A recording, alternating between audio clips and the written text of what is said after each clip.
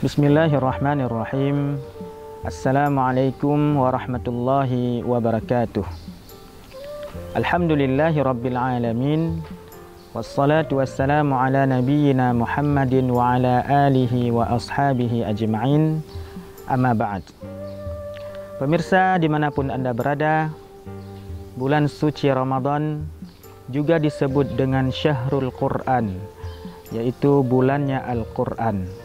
Maka oleh sebab itu, mari di bulan ini kita raih kemuliaan dengan Al-Quran.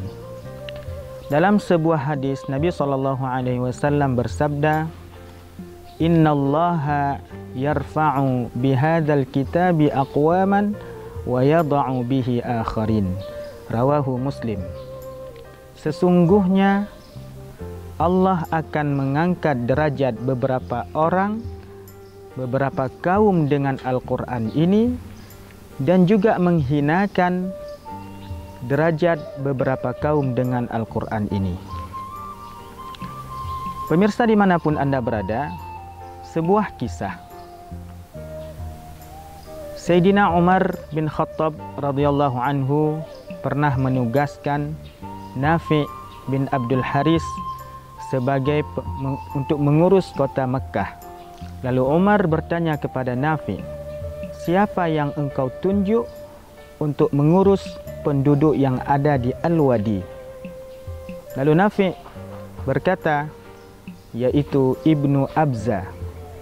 Umar bertanya, siapa itu Ibnu Abza? Lalu Nafi' mengatakan, wahai Umar, dia merupakan bekas dari budak-budak kami. Lalu Umar terkejut. Umar agak sedikit heran. Wahai Nafi', kenapa engkau memilih mantan budak atau seorang budak sebagai pemimpin atau sebagai pengurus di sebuah daerah, di sebuah tempat?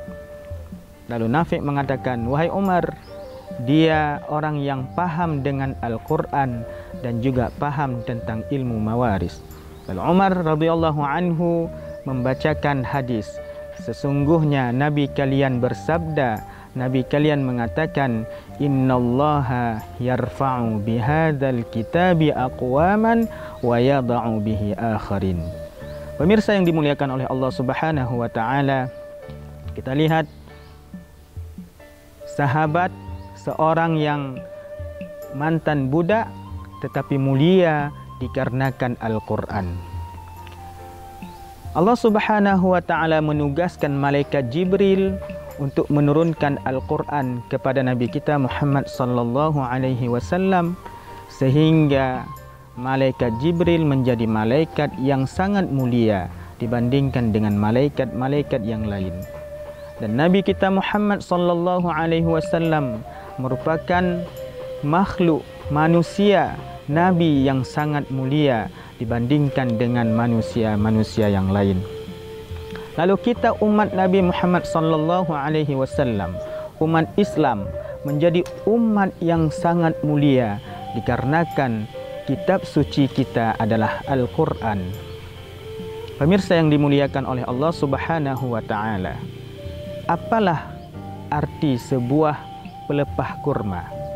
Dia menjadi hina ketika kering, dia dibakar, dijadikan sampah. Tetapi ketika pelepah kurma tersebut dituliskan di atasnya ayat-ayat Al-Quran, maka dia akan menjadi mulia. Kertas-kertas, ada yang sebagiannya dijadikan sebagai pembersih kotoran, lalu dibuang ke tong sampah. Tetapi ketika kertas tersebut dituliskan Al-Quran di atasnya, maka kertas tersebut akan mulia, akan disimpan, akan dijaga. Pemirsa yang dimuliakan oleh Allah Subhanahu wa taala, pembaca Al-Quran, penghafal Al-Quran, yang mentadabburi Al-Quran, yang senantiasa berinteraksi dengan Al-Quran, maka dia akan mulia baik di dunia maupun di akhirat. Sebuah hadis Nabi sallallahu alaihi wasallam, yuqalu li sahibil Quran, nanti pada hari akhirat dikatakan kepada sahibul Quran, sahabat Al-Quran, orang yang menghafal Al-Quran, orang yang membaca Al-Quran, orang yang mengamalkan Al-Quran. Apa yang dikatakan? Iqra wartaqi. Baca dan naiklah. Warattil kama kunta turattilu fid dunya. Maka rattillah, bacalah sebagaimana kamu pernah membacanya waktu di dunia. Fa inna manzilaka 'inda akhiri ayatin taqra'uha. Sesungguhnya derajatmu di mana akhir ayat yang engkau pernah membaca sewaktu di dunia. Maka hadis ini diriwayatkan oleh Imam Abu Dawud. Pemirsa yang dimuliakan oleh Allah Subhanahu wa taala, tempat ya orang yang menghafal Al-Qur'an, sahibul Quran, nanti di akhirat dia akan mendapatkan tempat derajat yang tertinggi dibandingkan dengan orang-orang yang lain. Mudah-mudahan ada manfaatnya. Hadanallah wa iyyakum ajma'in. Subhanakallahumma wa bihamdika asyhadu an la ilaha illa anta astaghfiruka wa atubu ilaik. Wassalamualaikum warahmatullahi wabarakatuh.